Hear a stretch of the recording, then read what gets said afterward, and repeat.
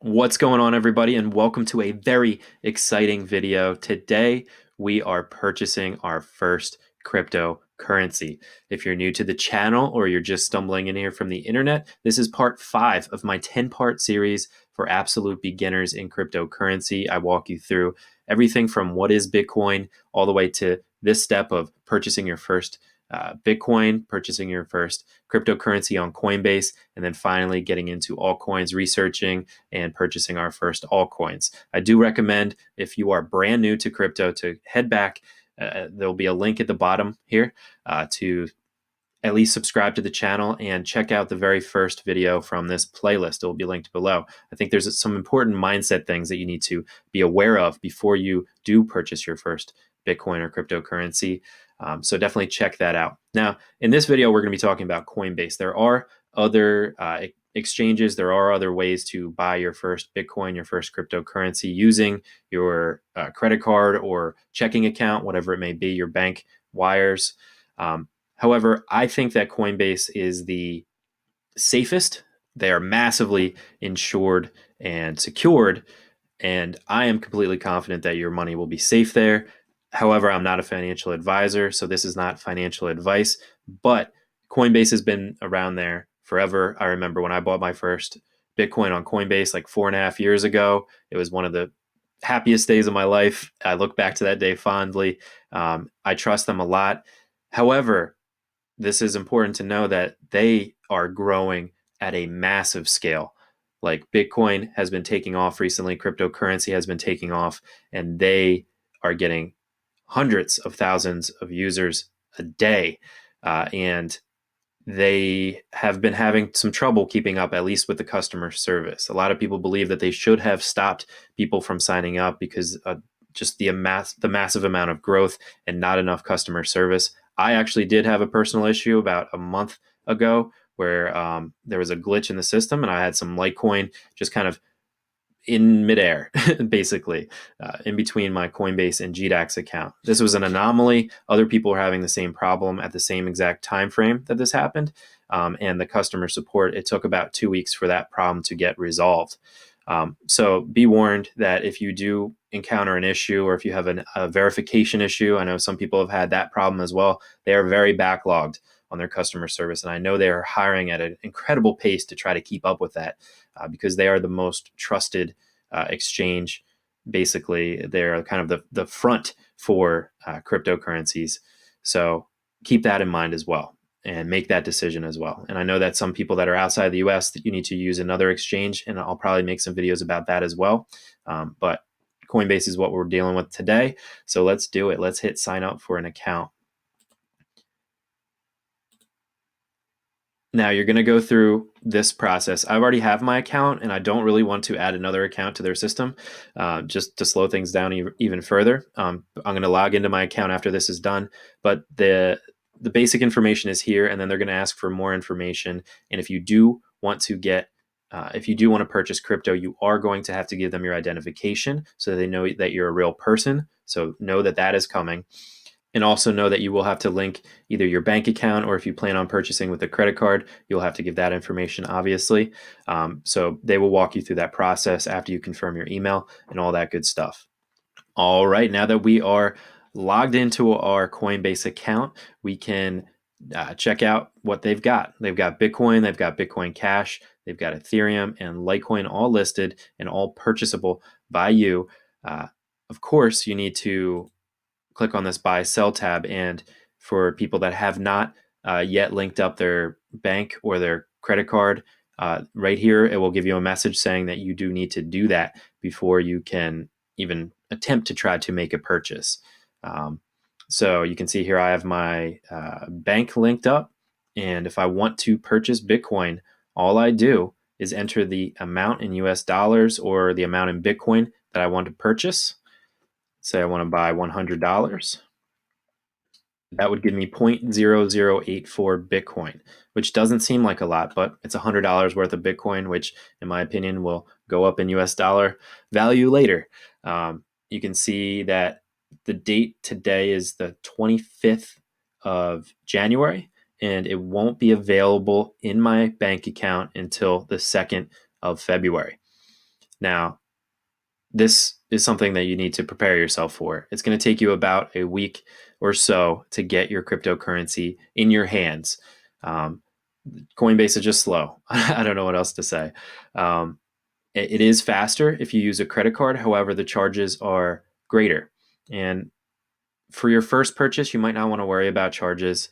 In our next video, we're actually going to be talking about how to avoid these Coinbase charges. But you can actually look right over here and see that the Coinbase fee is listed. It's $2.99 out of our $100, about 3% of our hard-earned cash they're going to take from us, which is okay.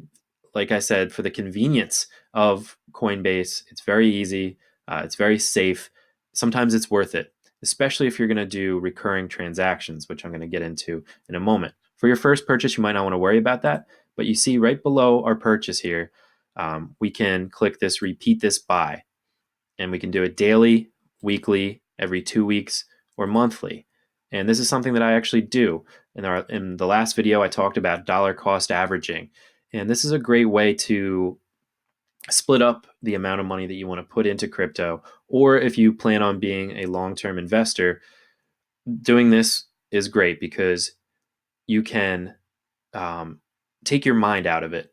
You can basically not have to worry about the dips, the ups and the downs. It's just going on in the background without you having to worry about it, without you having to stress about it. We want to try to limit the amount of stress as much as possible. So if you are planning on investing long-term in Bitcoin, if you know that you're going to make more purchases next month, it might, again, I'm not your financial advisor, but it might be a good idea to set up a recurring buy for yourself, even though there are fees, and even though the fees, in my opinion, are too high and they kind of suck.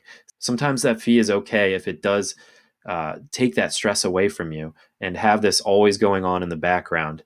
Another big part of investing in any kind of market is if you are able to pay yourself before you make your other payments, your other, you paying your rent, paying your mortgage, paying for food and all that good stuff, you might find that you're actually able to save more when you kind of have this thing going on in the background that you don't have to think about, and then your spending might go down. Just something to think about. It's something that helps me because I suck at spending. I suck at Bitcoin. I suck at spending money as well. And this makes sure that my money goes into something that I believe in without me having to really worry about it or stress about it. Again, for your first purchase, this probably isn't a decision that you have to make. I just want to make you aware of it at this moment. You can mess around with the amounts to see how the fees change. I find that $200 is a sweet spot as far as the percentage of fees. It only goes up by $1 as opposed to another $3. But you can really see that even a $50 purchase, they're trying to still charge you $1.99, which is a big percentage of what you're putting in, especially if you want to put in small amounts small amounts a bunch of times. Again, in our next video, we're going to talk about how to completely eliminate those fees, something to think about. But again, for your first purchase, maybe don't worry about that. So you're just going to hit buy Bitcoin. I'm not going to do it right now because I have my funds going on in the background and I don't want to purchase Bitcoin at this time or this price. But that's it. Once you're all linked up, you hit buy Bitcoin. It locks in at that price that you purchase it at. And once you get it, you're good to go. Even if the market goes up or down, your price is locked in. You just don't receive that amount of cryptocurrency for a bit of time.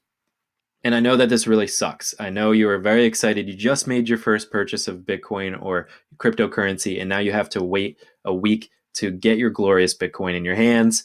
It's like going downstairs on Christmas morning, seeing all your presents, and your parents tell you you have to wait until New Year's to open them. I know the feeling, and it sucks. But there are some smart things that you can do in the meantime. The first thing I would suggest doing while you're logged on to Coinbase is to set up your two-factor authentication. This is something that could, if you don't do it now while you have some downtime, it could go on and on and on, and you just don't set it up. But you really want to secure your account, especially as you start to invest more and more. Again, it's not a good idea to leave your money on exchanges as it is, but it's an even better idea to back up those accounts. So make sure you do set up your two-factor authentication with Google Authenticator. Coinbase will walk you right through that. They want you to secure your account. If you're not two-factor authenticated, it will keep reminding you every time you log in, and you have to actually literally click a button to ignore them every single time. So definitely just keep your stuff safe. Number two, you can start to research altcoins. If that is your plan to immediately transfer your Bitcoin, Ethereum, whatever it is, to purchase different cryptocurrencies, really do research and really find projects you believe in. Find a price that you want to enter in. Even if that price doesn't come up for a long time, you don't want to be buying at the top. Just do all that research. We're going to get into the videos that you will have plenty of time now to watch in this series and in this channel. So make sure you hit subscribe to keep up with that. Do your research. And number three, I would actually suggest, even though I don't want you to dive into just dumping money into altcoins as soon as it gets transferred over, unless that's your plan, at least sign up for accounts if you don't have them. There's links below. Again, those are affiliate links. But for Binance, KuCoin, COS, Bittrex, and Cryptopia are also exchanges that you might want to try to snag an account on. Some of them have closed their doors. I know Binance opens and closes it to new customers. So if you can at least snag an account, I would suggest doing that just so that you have it. Most of them do not require any of your personal information, just usually an email address and a name, and you should be good to go. But that's it. Congratulations to you. I know how exciting of a time this is, and I'm really happy for you that you just purchased your first cryptocurrency. You are now a part of the game. You are not missing out anymore. If you have any questions, if I did miss anything, or if you're having troubles with anything, put the questions below or email me, actually, yousuckatbitcoin@gmail.com. I'm happy to answer questions, especially for first timers trying to get into the space. I know it can be sometimes confusing or daunting or intimidating, but I'm here for you personally if you need me, especially as this is a new channel. I will answer all of your questions personally. But that's it. Tomorrow we're going to be talking about GDAX, getting your account on GDAX, which is the Coinbase backend, so that you can eliminate or mitigate your trading fees and actually your transfer fees, your miner fees with Bitcoin. It's a trick that a lot of people don't implement. They don't use it, and they really should, because every dollar counts when you're trying to build up a crypto portfolio.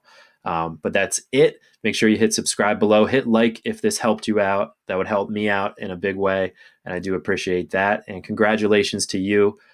Remember, you suck at Bitcoin. I suck at Bitcoin.